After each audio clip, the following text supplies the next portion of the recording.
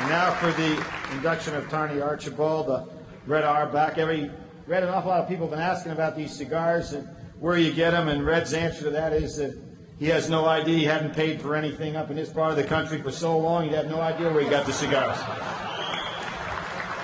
Red Auerbach. Thank you very much. That film covered a lot of what I was going to say, but they call him Tiny. Now, what's tiny about a guy with that kind of a heart and that kind of ability? There's no doubt in my mind that Tiny Archibald would be a great star today. He epitomizes the point guard. He really does. He can go out there at you, shoot it, go by you, dish off. He can do everything possible with the ball. But people don't realize Tiny came from the city. He went to DeWitt Clinton High School. I came from the city too, so I know what he went through. He went to a school of 12,000 kids, boys, 12,000 of them. How does a guy that size even be noticed? But he had that drive. He was tough, strong-willed. He didn't come to play. He came to win. But a lot of people also don't know the real Tiny. I know him. He used to have it in his contract with Converse that they had to give him 100 pair of sneakers so he can go back and give it to the kids on the playground.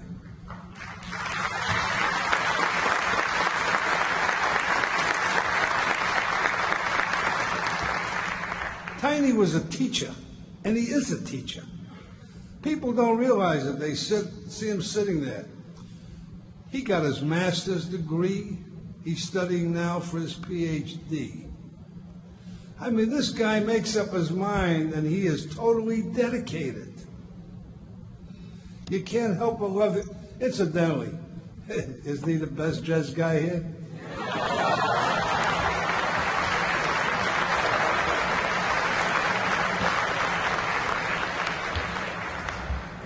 I saw his wife. She's the best dressed gal. They must pay pretty good in this teaching profession.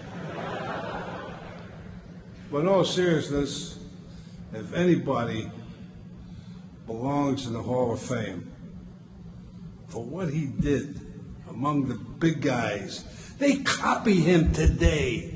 The Kevin Johnsons, the John Stocktons, the Mark Prices. I go right down the line. These kids making 2, 3, 4 million a year, point guards. They copied this guy. He was a pioneer.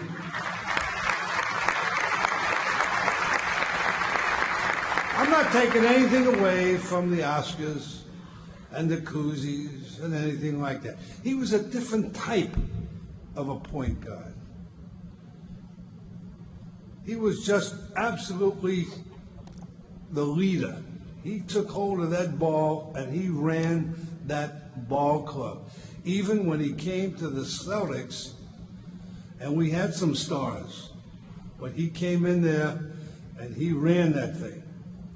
So I'd just like to say that I'm proud that they asked me to induct Tiny Archibald in the Hall of Fame, because he truly is a credit to the game, credit to kids, and he certainly will be a credit to the Hall of Fame. I give you Tiny Archibald.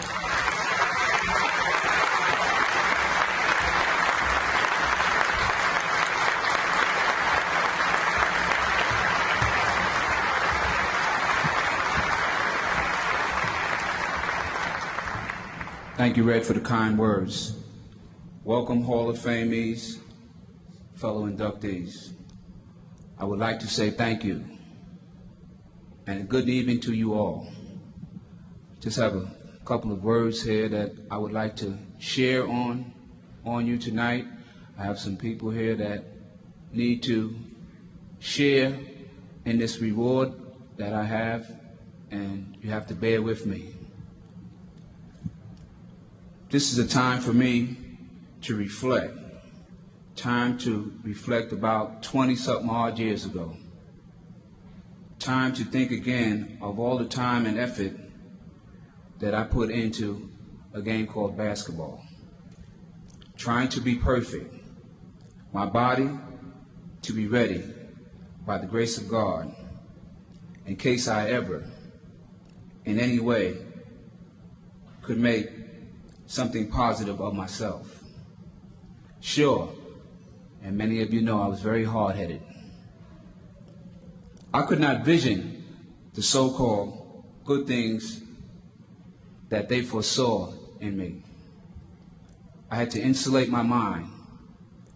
I had to put down all the negative influences so numerous in our society and concentrate so very, very hard to overcome any odds which may have stood in my way. Life has been very difficult for me.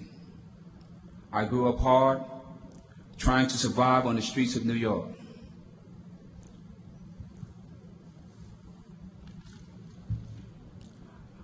It was indeed a joy to be called to join the NBA. It was hard work, but I enjoyed it. Professional basketball demanded the best of me. Some of my fondest memories is my teammates. They are here and joining me tonight. I just want to acknowledge them, and at the end of my commemoration speech, I would like my friends, family, and my teammates to stand. Some of them are not here, but I would like to recognize them accordingly. Kansas City, Omaha, and Cincinnati, Sam Lacey, Ron B. Hagan, Norm Van Leer is here, Matty Gukas, and many, many more. My Boston Celtic connection, Quinn is over there. He was hitting the golf ball today. Asked me, was I going to go out? I said, everybody out there doesn't have enough insurance for me to play. ML Carr, Larry Bird, Cedric Maxwell, who we became best friends and teammates. I mentioned Larry McNeil from Kansas City. He's not here today. He's a working man like most of us. Robert Parrish, Kevin McHale, Chris Ford, who's now the Boston Celtic coach, and many, many more. I look back at my basketball career, and it was very prosperous. I survived. I would like to make a complete 360 on everybody tonight by recognizing some people who helped me in my basketball endeavors in high school, college, and most certainly into the pros. Bob Buckner, if you're out there and if you can hear me, thank God for my high school coach, who made me realize that education was essential. I failed off my sophomore year and thought that basketball was going to carry me all the way, and it didn't. I went on to University of Texas, El Paso, where I was challenged by the Bear, Don Haskins, who was very tough on me, just like some of the former New Yorkers over there who went to Texas Western, as it was called in '66, when they won that championship. I became a member of the Cincinnati Royals. Unfortunate that I didn't get to play with Oscar and Jerry Lucas. They were already gone. But I did get a chance and an opportunity to play, to me, in my heart, one of the greatest coaches and most certainly the greatest player in NBA history, which was Bob Cousy. Bill Fitch later on in Boston, and then Don Nelson, another Celtic connection with Milwaukee. I appreciate that. I love them. But I'd like to acknowledge my friends and my family, the people who, before my basketball career started, before my professional career started, helped me in my endeavors to realize that there was more to give than just bouncing a basketball. So bear with me.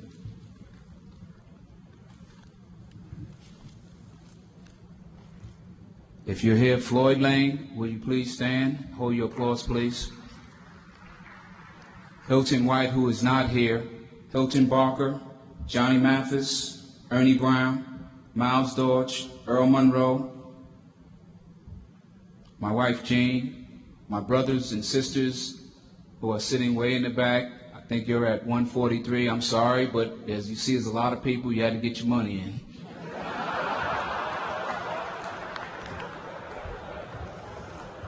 Dr. Brown, Lloyd Williams, and all of the old Falcons.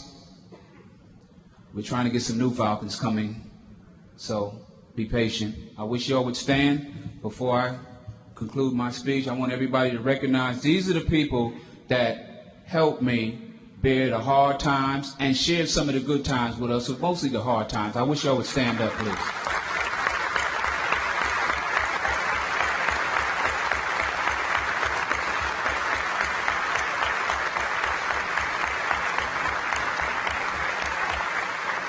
I wish y'all would remain standing because, like you say, the show must go on, and I'm almost through.